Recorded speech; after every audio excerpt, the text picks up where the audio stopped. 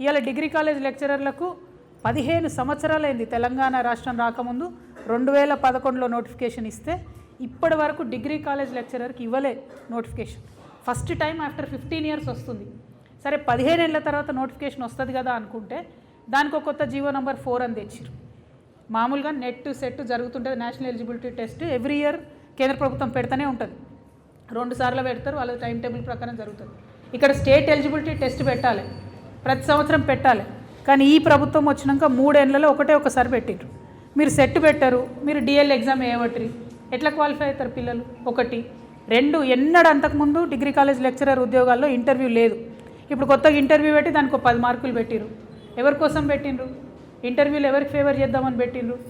Okay, అది సరే 10 మార్కులే కదా అని విద్యార్థులు ప్రిపేర్ అవుదామంటే పిహెచ్డీకు 25 మార్కులను వెయిటేజ్ పెట్టిండ్రు. ఎందుకోసం 25 మార్కులు పెట్టిండ్రు పిహెచ్డీకి అని అంటే ఆన్సర్ లేదు. పోనీ పిహెచ్డీలు మీరు అడ్మిషన్లు బాగా బీభత్సంగా ఇస్తున్నారా అంటే అది కూడా లేదు. ఎక్కడ అడ్మిషనే లేదు, మీరు పిహెచ్డీ ఎట్లా పెడతారు ఎలిజిబిలిటీ? దానికి కూడా 25 మార్క్స్ పెట్టిండ్రు.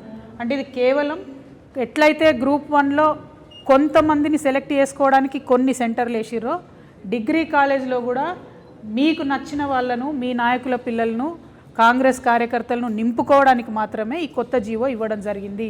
ఇందులో ఎటువంటి అనుమానం లేదు. ఈ జీవో 4ని తక్షణమే రద్దు చేయాలి. దాదాపుగా 40,000 మంది విద్యార్థులు దీని మీదనే ఆధారపడి ఎన్నో రోజుల నుంచి ప్రిపేర్ అవుతున్నారు. ఖచ్చితంగా రద్దు చేయాలి.